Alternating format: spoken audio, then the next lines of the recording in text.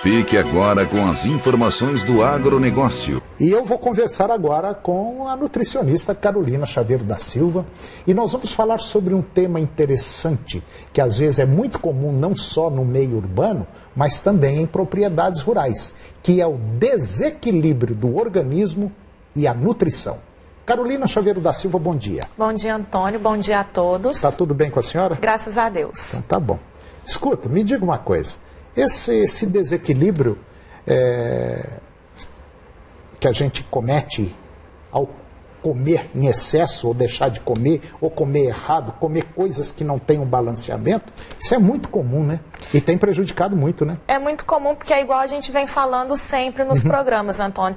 A população ela não está tão preocupada em que comer realmente, ela está mais preocupada na questão do trabalho, na correria, na não prática de atividade física. Então, tudo isso vai acarretando ao longo do tempo essa questão do desequilíbrio no organismo. E isso tem causado prejuízo grande para as pessoas, né? São prejuízos grandes, mas nem todo mundo percebe o que realmente está acontecendo. Às vezes sente um sintoma num dia, no outro já sente outra coisa. Só que se a gente parar para perceber, parar para ver realmente, são coisas que vão trazendo mais malefícios à saúde. E a consequência num futuro próximo é grande, né? É grande, porque às vezes se não corrigir desde o início, podem ser acarretados outros tipos de desequilíbrios e até trazer alguma patologia, alguma doença mais grave do que se tivesse corrigido no momento. Eu fico observando, inclusive também no nosso dia a dia, acho que você que está nos acompanhando também deve ser desse jeito, é aquele corre-corre maluco. Você come, engole a comida e não dá 5, 10 minutos, já sai trabalhando.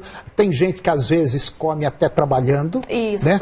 E come desbalanceado. Isso daí é muito prejudicial com o andar do tempo, com o passar do tempo? Às vezes não precisa nem ser com o passar do tempo. O problema é que a gente está mal acostumado a isso e acaba sendo uma rotina. Então, pelo fato de entrar realmente na rotina, a gente acaba não vendo tanto prejuízo em relação a isso.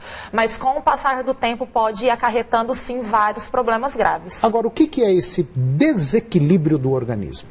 São coisas práticas que a gente pode perceber realmente no dia a dia e que a gente não percebe pelo que a gente está falando, pela correria. Questão de barriga distendida, que é aquela barriga cheia. Questão de gases, intestino preso ou intestino solto. Questão de língua esbranquiçada. Então, tudo isso são sinais que às vezes acontece num dia, não acontece no outro e a pessoa acha que é normal. Igual às vezes, Antônio, muita gente chega no consultório e fala: não, eu vou ao banheiro um dia sim, um outro não, 2 vezes na semana só, e a pessoa acha normal. E na verdade o normal é ir todos os dias. Agora, e o que é que causa esses desequilíbrios? Devido o nosso organismo tem, principalmente no intestino, bactérias benéficas. Então, são bactérias que deixam que faz o nosso organismo ficar com todas as funções que devem ser feitas. Então, esse desequilíbrio é causado por um aumento das bactérias patogênicas, ou seja, das bactérias ruins, e diminuição das bactérias boas. Então, esse desequilíbrio é chamado de desbiose, é onde que acontece no órgão chamado intestino. Essa desbiose é um problema que causa com os erros que a gente vem cometendo em alimentação no dia a dia, e isso pode trazer problemas seríssimos dentro de um futuro muito próximo. Doutora Carolina, aí eu pergunto para a senhora, qual o motivo que podemos ter a desbiose? É uma coisa bem prática, né, que a gente faz normalmente, às vezes sem ver, com os alimentos que a gente come. Principalmente aqueles alimentos que possuem a farinha branca, um pão francês, um bolo, questão também de bebida alcoólica, de alimentos com muito açúcar, muito sal. Então, todos esses alimentos podem vir trazendo, de pouquinho em pouquinho, a questão de diminuição de bactérias benéficas do intestino. E aí o prejuízo é certo. Aí o prejuízo é certo. E quais as consequências da disbiose?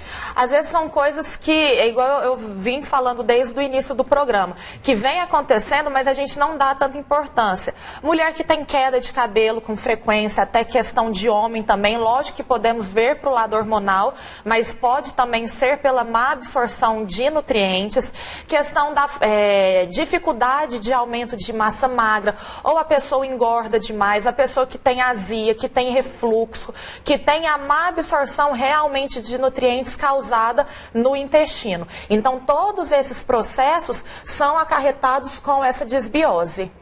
Bom, resumindo a história, o motorzinho vem falhando, a gente não vem dando bola, vai levando... E quando chegar numa determinada idade, aí a bomba estoura. Aí não precisa nem ser numa determinada idade. O problema é que vão acontecendo coisas que a gente não dá tanta importância. É uma bomba de efeito retardado. Isso, e se a gente for observar pelos estudos, 99,5% da população tem a disbiose, só que não trata. Então vão trazendo essas consequências que a gente não percebe. E agora, como minimizar os efeitos da disbiose? A gente tem que prestar atenção principalmente nesses sinais que eu relatei.